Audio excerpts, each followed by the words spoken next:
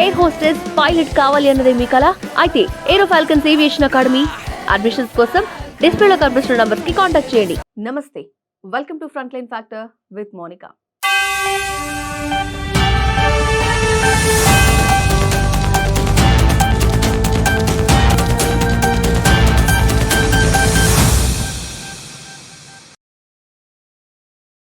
ఎర్ర సైన్యం రెండుగా చీలిపోబోతుందా? సరెండర్ అవుతాము అని కొందరు, పోరాటమే ఊపిరి అని ఇంకొందరు, ఆయుధాలు వదిలేస్తామని ఇంకొందరు, చావురేవో ఉద్యమంలోనే అని కొందరు. ఇలా ఎవరికి వారు పోటాపోటీ స్టేట్మెంట్లకు కారణం ఏమై ఉంటుంది? అసలు మావోయిస్ట్ పార్టీలో ఏం జరుగుతోంది అనే డీటెయిల్స్ అన్ని కూడా ఇప్పుడు క్లియర్గా చూద్దాం. అడవిలో అన్నలు ఎవరికి వారే అన్నట్టుగా మారిపోతున్నారు. సేనాధిపతి లేని సైన్యం ఎలా ఉంటుందో ఈ ఎర్ర సైన్యం కూడా అలాగే మారిపోయింది. ఇప్పుడు అగ్రనాయకులంతా ఎన్కౌంటర్లలో హతమైపోయారు. నడిపించేవారు లేరు, నడిచేవారు లేరు. ఇంకోవైపు 1,00,000 మంది బలగాలతో ఆపరేషన్ ఖగార్. అడవుల్ని జల్లెడపడుతుంటే ఎన్కౌంటర్ లేదంటే సరెండర్ తప్ప ఏమీ చేయలేకపోతున్నారు. ఇంతలోనే మావోయిస్టులో ఒక పెద్ద సమస్య వచ్చి పడింది. సెప్టెంబర్ 16వ తేదీన మావోయిస్ట్ పార్టీ అధికార ప్రతినిధి అభయ్ అలియాస్ సోను అలియాస్ మల్లోజ్ల వేణుగోపాల్ ఈ పేరుతో ఒక ప్రకటన రిలీజ్ అయింది. దాని సారాంశం ఏంటి అంటే, మావోయిస్టులందరం ఆయుధాలు వదిలేద్దాం, సరెండర్ అవుదాం, ఉద్యమాన్ని ఆపేస్తున్నాం, నెల రోజులు కాల్పుల విరమణ ఇవ్వండి, చర్చలకు పిలవండి అన్నారు. అంతేకాదు, ప్రజాభిప్రాయాలు పంచుకునేందుకు ఫేస్బుక్, ఈమెయిల్ ఐడీలను కూడా వాళ్ళు జత చేశారు. నిజానికి మావోయిస్టులు గతంలో ఎప్పుడూ ఇలా చేసిన దాఖలాలు లేవు. మరి ఎందుకు ఇలా చేశారు? అప్పుడే పెద్ద డౌట్లు వచ్చాయి. ఏ ప్రజల కోసమైతే అడవుల బాట పట్టారో జనంలోనే ఉండి ప్రజా పోరాటాలు చేయాలి అన్న దిశగా ఆ ప్రకటన కనిపిస్తోంది. ఇంతలోనే తాత్కాలిక సాయుధ పోరాట విరమణ మీద తెలంగాణ రాష్ట్ర కమిటీ నుంచి మరొక ప్రకటన వచ్చింది.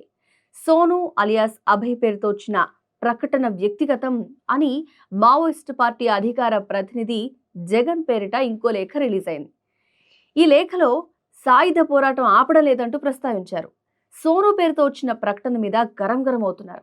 సోను అలియాస్ అభయ్ తీరు మీద ఆగ్రహం వ్యక్తం చేస్తున్నారు.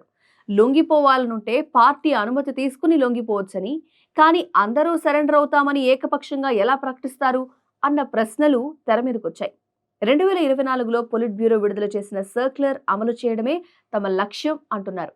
సోను ప్రకటన మావోయిస్ట్ పార్టీ అధికార నిర్ణయం కాదు అని, ఆ స్టేట్మెంట్ను విప్లవకారులు ఎవరూ కూడా అధికారిక ప్రకటనగా గుర్తించొద్దు అంటూ లెటర్ని రిలీజ్ చేశారు. సో ఈ మొత్తం మ్యాటర్ చెప్తున్నది ఏంటి అంటే, మావోయిస్టులోనే ఆధిపత్య పోరాటాలు నడుస్తున్నాయా, కోవర్ట్ ఆపరేషన్లు కొనసాగుతున్నాయా అన్నదే హాట్ డిబేట్గా మారిపోయింది. ఎందుకంటే మల్లోజుల వేణుగోపాల్ లీడ్ పొజిషన్ ఆశించారు. కానీ మావోయిస్ట్ పార్టీ కేంద్ర కమిటీ కార్యదర్శిగా తిప్పిరి తిరుపతి అలియాస్ దేవ్ జీకి అవకాశం దక్కింది. కరీంనగర్ జిల్లాకు చెందిన ఈ దళిత నాయకుడు 1983లో నక్సల్స్లో చేరాడు. సో ఇప్పుడు పోటాపోటీ లేఖల వెనక మావోయిస్టు వర్గాల్లో రాజకీయం నడుస్తుందా అన్న చర్చ జరుగుతోంది. వీటికి తోడు కోవర్ట్ ఆపరేషన్ కూడా సొంత ఇంట్లోనే ఉంది అన్న పాయింట్ తెర మీదకు వస్తోంది. ఇది అన్నల్లో ఆధిపత్య పోరు తారాస్థాయికి చేరింది అన్న విషయాన్ని హైలైట్ చేస్తోంది. ఇప్పటికే బస్తర్ ఏఓబిలో మావోయిస్టుల ఆపరేషన్స్ 50% తగ్గాయి. ఉలుకు లేదు, పలుకు లేదు, అలజడి లేదు, పోరాటం లేదు, ఎక్కడి వాళ్ళు అక్కడే అన్నట్టుగా ఉండిపోతున్నారు. ఎందుకు అంటే, క్యాడర్కు ఏ స్ట్రాటజీ ఫాలో అవ్వాలి అన్న కన్ఫ్యూజన్లో ఉన్నారు కాబట్టి. మావోయిస్ట్ పార్టీలో ఆధిపత్య పోరాటాలు కొత్తవేమీ కాదు. 2004 నుంచి అంతా చూస్తూ వస్తుందే. కానీ ప్రస్తుతం సంక్షోభం అనేది మునుపటి కంటే తీవ్రతరంగా మారింది. ఒకవైపు భద్రతా బలగాల ఒత్తిడి కొనసాగుతోంది. వరుస ఎన్కౌంటర్లు, సరెండర్లు పెద్ద ఎత్తున సాగుతున్నాయి. ఈ ఏడాది 240 పైగా మావోయిస్టులు చనిపోవడం జరిగింది. వీరి జాడను కోవర్ట్లుగా మారిన కొంతమంది ఇస్తున్నారా అనే చర్చ కూడా జరుగుతోంది. మరి ఈ ఎపిసోడ్ని ఇంకాస్త క్లియర్గా చూడాలంటే మరిన్ని విషయాలు మనం తెలుసుకోవాలి. అవేంటి అనే ఇన్ఫర్మేషన్ని ఇదే ఎపిసోడ్లో మనం కంటిన్యూ చేసి చూద్దాం. నాయకుడు మరణిస్తే క్యాడర్లో నిరాశ ఆవహిస్తుంది. ఇప్పుడు మావోయిస్ట్ పార్టీ పరిస్థితి కూడా అదే. ఇప్పటికే జగన్ ఎన్కౌంటర్లలో ముఖ్య నేతలంతా చనిపోయారు. ఎంతో మంది దిక్కు తోచక లొంగిపోయారు. ఇది మావోయిస్టుల ప్రెజెంట్ సిచ్యువేషన్. వీటికి తోడు ఆధిపత్య పోరాటాలు పీక్ స్టేజ్కి చేరాయి. పార్టీలో మల్లోజుల వేణుగోపాల్ వర్సెస్ తిప్పిరి తిరుపతి మ్యాటర్ నడుస్తోంది అంటున్నారు. మరి ఆ క్రమంలో మావోయిస్ట్ పార్టీ భవితవ్యం పైన పెద్ద చర్చ నడుస్తోంది ఇప్పుడు. దానికి సంబంధించి ఏం జరుగుతున్నాయి అనే విషయాల్ని క్లియర్గా ఇప్పుడు మనం చూడబోతున్నాం. మోస్ట్ వాంటెడ్ మావోయిస్ట్ పార్టీ కేంద్ర కమిటీ సభ్యురాలు పోతుల కల్పన అలియాస్ సుజాతక్క తెలంగాణ డీజీపీ ముందు లొంగిపోవడం జరిగింది. గద్వాల ప్రాంతానికి చెందిన ఆమె ప్రస్తుతం మావోయిస్ట్ పార్టీ కేంద్ర కమిటీలో ఉన్న ఏకైక మహిళా నాయకురాలు. బెంగాల్లో 2011లో జరిగిన ఎన్కౌంటర్లో మృతి చెంది మావోయిస్ట్ పార్టీ అగ్రనేత కిషన్జీ భార్య ఈమె. కిషన్జీ మల్లోజుల వేణుగోపాల్ అలియాస్ అభయ్ ఇద్దరు బ్రదర్స్. ప్రస్తుతం సుజాతక్క ఛత్తీస్గఢ్ సౌత్ సబ్ జోన్లో బ్యూరో ఇన్ఛార్జిగా ఉన్నారు. 106 కేసుల్లో నిందితురాలిగా ఉన్న ఆమె మీద ₹1 కోటి రివార్డు ఉంది. సో కిషన్జీ 2011లో చనిపోతే అప్పటి నుంచి లొంగిపోని సుజాతక్క ఆల్ ఆఫ్ ఎ సడన్ గా సరెండర్ అవడం వెనుక అసలేం జరిగింది అనే చర్చ నడుస్తోంది. మావోయిస్ట్ పార్టీ ఇప్పుడు తలొక దిక్కుగా మారింది అంటే కారణాలు చాలానే కనిపిస్తున్నాయి. మే 21వ తేదీన ఛత్తీస్గఢ్ అబూజ్మాడ్ అభయారణ్యంలో బసవరాజ్ అలియాస్ నంబాల కేశవరావు ఎన్కౌంటర్ అయ్యారు. అతడితో పాటుగా మరో 27 మంది మావోయిస్టులు హతమయ్యారు. నంబాల మరణంతో మావోయిస్టు పార్టీ ఒక్కసారిగా కుదేలైపోయింది. ప్రధాన కార్యదర్శి హతమవడంతో క్యాడర్ కన్ఫ్యూజన్లో పడింది. 2018లో నంబాల జనరల్ సెక్రటరీగా ఎన్నికవడం జరిగింది. అతని నాయకత్వంలో పార్టీ పీపుల్స్ వార్ స్ట్రాటజీని మార్చి రీఆర్గనైజేషన్, సెంట్రలైజ్డ్ డెసిషన్ మేకింగ్ మీద ఫోకస్ పెట్టింది. నంబాల కేశవరావు వరంగల్లో ఇంజనీరింగ్ విద్యార్థిగా ఉన్నప్పుడు హాస్టల్లో గొడవ జరిగితే ఒక విద్యార్థిని చంపేసి అజ్ఞాతంలోకి వెళ్ళాడు అన్నది రిటైర్డ్ పోలీస్ అధికారులు చెప్తున్న మాట. సరే, నంబాల మరణం తర్వాత సెంట్రల్ కమిటీ మీటింగ్లు ఆగిపోవడం జరిగింది. ఇది లీడర్షిప్ గ్యాప్ని సృష్టించింది. భూపతి దేవ్జీ అలియాస్ తిరుపతి, అభయ్ అలియాస్ మల్లోజుల వేణుగోపాల్ వీళ్ల మధ్య పగ్గాలు ఎవరికి అనే చర్చ జరిగి చివరికి తిప్పిరి తిరుపతి ఎంచుకోవడం జరిగింది. అభయ్ అలియాస్ మల్లోజుల వేణుగోపాల్కి సెంట్రల్ కమిటీ అధికార ప్రతినిధిగా అవకాశం ఇచ్చారు. ఇది మల్లోజుల వర్గానికి రుచించలేదట. ఇప్పుడు బసవరాజు అలియాస్ నంబాల కేశవరావు మరణం తర్వాత పొలిట్ బ్యూరో అలాగే రీజనల్ బ్యూరోల మధ్య డెసిషన్ మేకింగ్ గ్యాప్ను సృష్టించింది. ఆంధ్ర ఒడిశా బోర్డర్ ఏఓబిలో మావోయిస్టులకు దారి తెలియలేదు. దీనికి మావోయిస్ట్ అధికార ప్రతినిధిగా తాజాగా లెటర్ రిలీజ్ చేసిన జగన్ నడిపిస్తున్నారు. ఇప్పుడు అభయ్ పేరుతో వచ్చిన లెటర్ను తీవ్రంగా వ్యతిరేకించింది కూడా జగనే.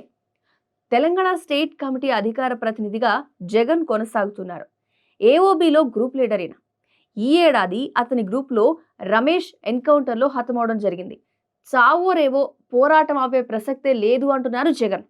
జనం కోసమే కదా ఈ పోరాటం, చస్తే కలిసే చద్దాం, పలాయనం మన నైజం కాదు అంటూ క్యాడర్కు ధైర్యం నూరిపోస్తున్నారు.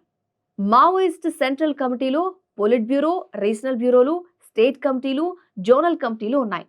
ఇప్పుడు ఇవన్నీ ఒక్క తాటి మీద లేవు అని చెప్పడానికి మొన్నటి అభయ్ పేరుతో వచ్చిన సరెండర్ లేఖ ఒకటైతే, కిషన్జీ భార్య సుజాతక్క ఆల్ ఆఫ్ ఎ సడన్ గా లొంగుబాటు మరొకటి కారణాలుగా కనిపిస్తున్నాయి.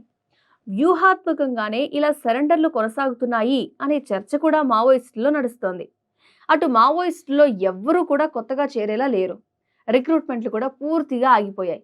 మావోయిస్ట్ పార్టీ ఎంతో బలంగా ఉన్న ఛత్తీస్గఢ్లో చాలా వీక్ అయిపోయింది. అక్కడ మహారాష్ట్రలోని 1-2 జిల్లాల్లో, ఆంధ్ర ఒడిశా సరిహద్దుల్లో కూడా ఈ మధ్య కాలంలో బలహీనపడింది. స్ట్రాటజీలు లేవు, కోఆర్డినేషన్ లేదు. పైగా ఆధిపత్య పోరాటాలతో ఎర్ర సైన్యం అంతా గందరగోళంగా ఉంది. సో భద్రతా దళాలకు కూడా ఇదే అవకాశంగా మారింది. మావోయిస్టులో ఆధిపత్యం, నిరాశ, విభజన ఉన్నప్పుడే క్లోజ్ చేయాలి అని అనుకుంటున్నాయి. అందుకే కోమింగ్ పెంచాయి. ఆపరేషన్ కగార్ హై పిచ్లో నడుస్తోంది.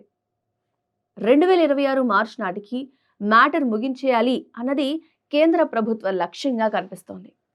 అసలు మొత్తంగా ఈ మావోయిస్ట ఎపిసోడ్ని మనం గమనిస్తే, కేంద్రం తీసుకున్న నిర్ణయం మావోయిస్టులు ఉండకూడదు అంటే ప్రభుత్వాన్ని ప్రశ్నించే వాళ్ళే ఉండకూడదు. ఇక్కడ మావోయిస్టులు ప్రజల కోసం పనిచేస్తామని చెప్పి వాళ్ళలో ఆధిపత్య పోరు, కానీ ఇన్సైడ్గా ఏదో మీటింగ్స్ జరుగుతున్నాయి, వాళ్ళలో వాడికి ఒక క్లారిటీ ఉండి స్ట్రాటజీ ప్రకారం వెళ్తున్నారా అనే ఒక ప్రశ్న. ఈ అన్ని అంశాలు చూస్తే మీకేమనిపిస్తుంది? అసలు మావోయిస్టులు నిజంగా ప్రజల కోసం పనిచేస్తారా? ఈ మావోయిస్టు దళాలు అవసరమా అనే ప్రశ్న. లేకపోతే వీళ్ళున్నా లేకపోయినా ఒకటే, చంపేసినా పర్వాలేదు అనేది కేంద్రం తీసుకున్న డెసిషన్. ఇది కరెక్టా? మీ అభిప్రాయాన్ని ఖచ్చితంగా తెలియజేయండి. Thanks for watching.